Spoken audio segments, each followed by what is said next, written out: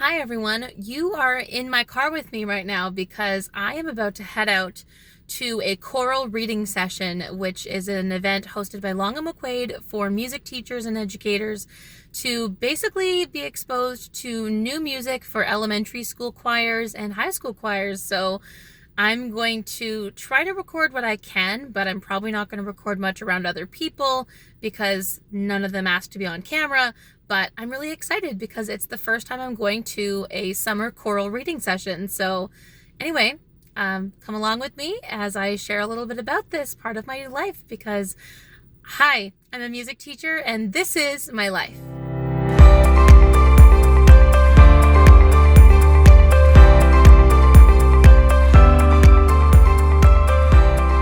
So I just made it to the church where the event's being hosted, but I wanted to tell you a little bit more about this event. So I got the email from a teacher colleague of mine at a different school. We worked together once teaching music during night school during the pandemic when we all had to do everything at home. Anyway, so this is the first of 2-day sessions that I'm going to. Today's focuses on choral music, and we have a longtime choir director coming in today as our clinician. And today's session we did have to pay for, but what's nice is we actually get to take a whole package of choir music home with us, which is really great. And also lunch is provided, there's registration, should be some door prizes. Who knows if I'll win anything, but I'm just going for the learning and the networking, and it's going to be a lot of fun. So like I said, I'll record what I can. It's being hosted at this church, but it's being run by McQuade, which is a music store, which has many locations all over Canada. So I'm really excited, and yeah, I'm going to go ahead in now. I'll see you soon. Okay, so I'm just doing a really quick check-in. Time completely escaped me this morning. We were doing a whole bunch of elementary school kind of music, so think like unison, 2-part harmony, relatively simple lyrics, easy to learn. We just read through it so fast that we actually broke early for lunch. At first it was kind of a slow start, but as people started to be more chatty and we got to know each other a bit better over lunch, definitely feel a lot more comfortable, because at first I was feeling a little isolated because the average, let's say, age of the people there is definitely higher than me. I think I'm the youngest one here who's not a staff member of McQuade, but I'm having a good time. We're doing the high school level music now, so soprano, alto, bass, soprano, alto, tenor, bass, some solo features. We're trying to read through it as best we can, but we're having a 5-minute break and then we're going to keep going, so we'll check in later. So I'm back from the choral reading session, and this is the pile of music that I got to take home with me. So before I jump into this, I think what I'll probably do is talk a little bit about my experience with how the event was run overall, and then I'll jump into some of the music that I liked, and then finally finish up with some pros and cons of the event and final thoughts. So when thinking about how the event was run, it was definitely run quite well. As soon as I showed up, registration was already set up and ready to go, and they had all of the packages ready for us so that we had all of the music, and it was already put in order by one of the McQuade staff members, which was really great. So that when we sat down and our clinician, Jackie Howley, or Holly, Hawley, I don't know how to pronounce it. She's a longtime community choir director, and she was our clinician.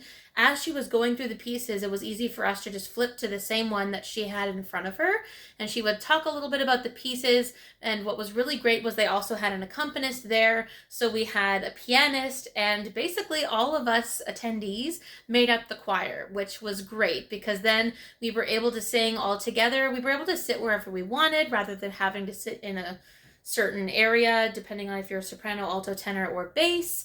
Lunch was great as well. It showed up on time. There were some breaks built into the singing sessions because the morning started at 9:30 and was supposed to go all the way until noon. And there were also some time to stretch and move your body. So overall, that part of the event was run well. I did not win one of the door prizes, but that's okay. That was just sort of a bonus. And so I was happy to be put into the ballot for consideration, but one of my colleagues at one of my schools who was there ended up winning, so I'm very happy for him. So let's talk about sheet music. Full disclosure here, if you're new to the channel, I mainly work with high school students, and while I do work with younger students, grades 2 to 12, which starts from grade 2 and goes all the way up through high school. Mainly that's just in my role as the junior choir director at my church. And this event really focused on secular music as opposed to religious music. So a lot of this elementary music I can't use in my current position, but there were still a lot of songs that I thought were fun and that I might be able to use. So I'm gonna go ahead and get started. So I went ahead and divided this elementary school music pile into 2 separate sections. The section of music that I think I can use and the section that I don't think I can use. So here is the section that I can use, and here's the section I can't. When I'm looking at it this way, it's a relatively even split, so I'm going to talk about that. Now, if you'd like me to list all of the pieces in the description box below, I'm happy to do so. I'll put my favorites at the top and then the others at the bottom.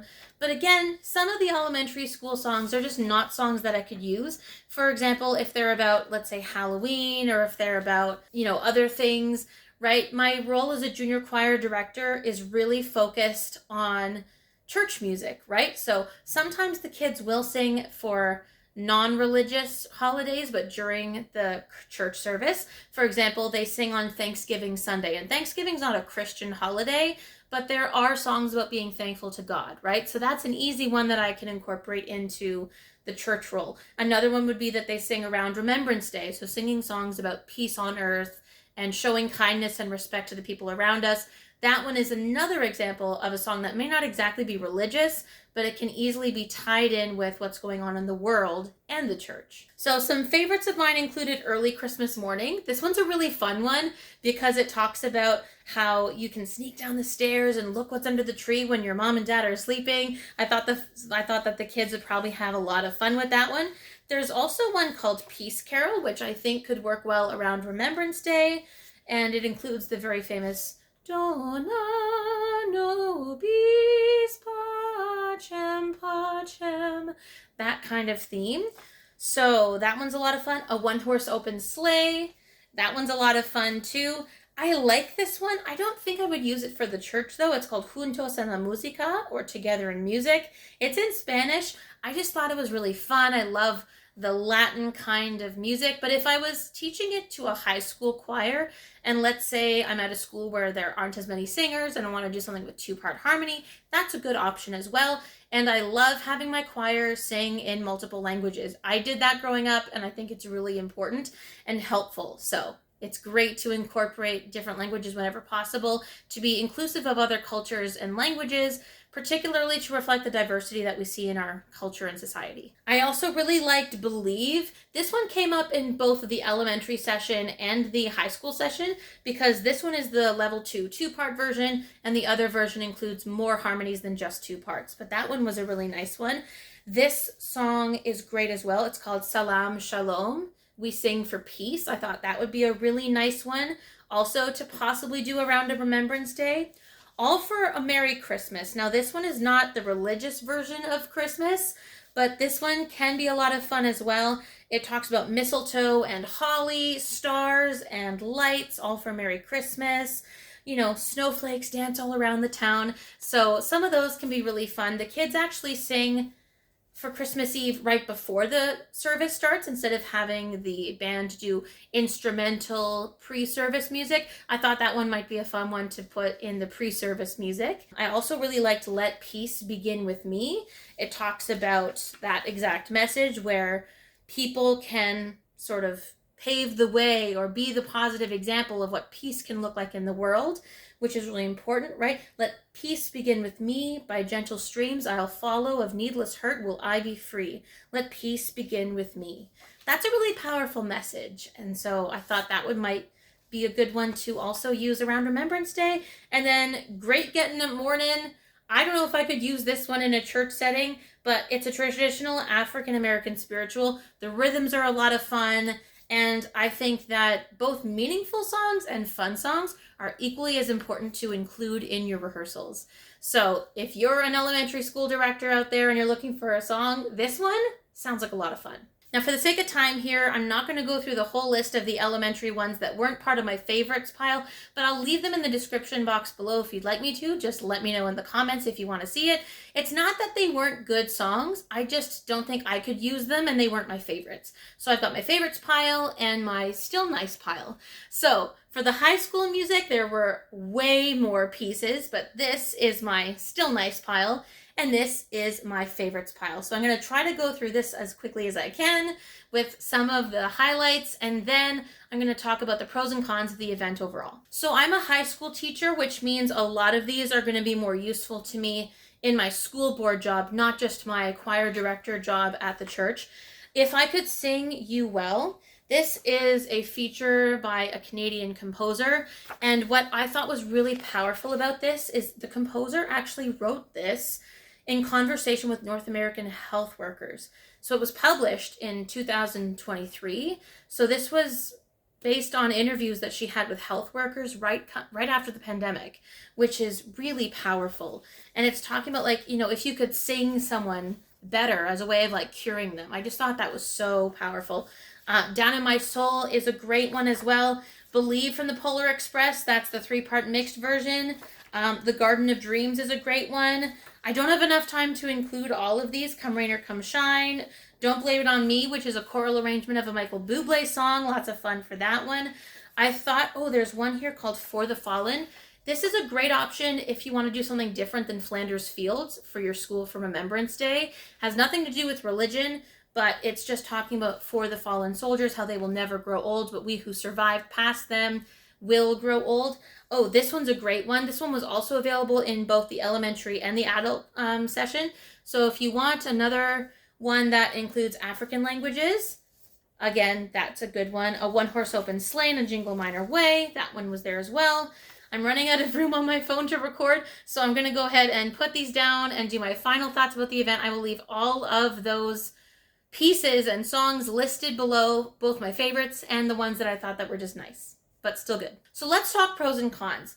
A big pro, of course, was that I just got to do a whole day of singing after having the summer off, and it really is lots of fun to get together with people. It seems a little weird, but if you think about it, music is so powerful, right? All of these people came into a room, picked up some music, we all sat together, and we all just sang together as a choir of people who had never met. We were all just sight reading. We made mistakes. I certainly sang some wrong notes in there, but it was fun because it was okay to make mistakes. The pressure's off. It's not a performance. One con, though, and I mentioned this earlier, because I was definitely the youngest person there besides the Long and McQuade staff members, and I didn't realize this, but some of the people who attended the workshop were all friends from the same choir. I felt pretty isolated. Before the event started, I was sitting by myself. None of the other adults really came to sit with me and said, hello, how are you? Until these two lovely ladies, Maiev and Pat from Montreal, came and sat with me and introduced themselves. But until then, it was pretty lonely, though there was also one older gentleman who sings in a community choir who came and sat with me before those ladies arrived. But other than that, honestly, I did feel kind of lonely. But once lunch started, and also I got to know the accompanist a little bit better, it definitely felt like there was a better sense of community for people like me, right? People who were younger than the average age and who didn't go there with any friends. And the one person that I know from one of the high schools where I'm working, he only showed up in the afternoon because he works at a high school, so the elementary session wouldn't have been as helpful for him, I don't think. He never said that, but that was just my guess. So I really didn't have anyone that I knew for at least the first half of the day. So overall, was the $25 worth going? I think so, because I left with quite a bit of music that I got to expose myself to, and I got to sing through what my students in the future would be singing, which is really helpful because then you can hear how it sounds and you know how it feels to sing it. So you'll be able to pinpoint, oh, my students might struggle with this one, or this one's really approachable. This one's easier to do at the beginning of the year or the second part of the year because it's a little more difficult, takes more time to learn it. So for that reason alone, I would definitely say it was worth it. And the fact that it was local was a big bonus. So that's it for this video. I hope you found it enjoyable. I didn't do a ton of recording in the actual session because, again, I think people's privacy is important. And if I didn't ask them to be on YouTube, I don't expect strangers to want to be on YouTube. I did try to record some audio of one of the times we were singing. So if I can get that to work in editing, then I will include that clip for you. Otherwise, be sure to give this video a thumbs up if you enjoyed it. Subscribe to the channel, ring that notification bell, give us a follow over on Instagram, and I will see you right back on this channel for another video kind of like this one, but about concert band listening sessions. Thanks so much. I'll see you right back on this channel with another video very soon. Bye, everyone.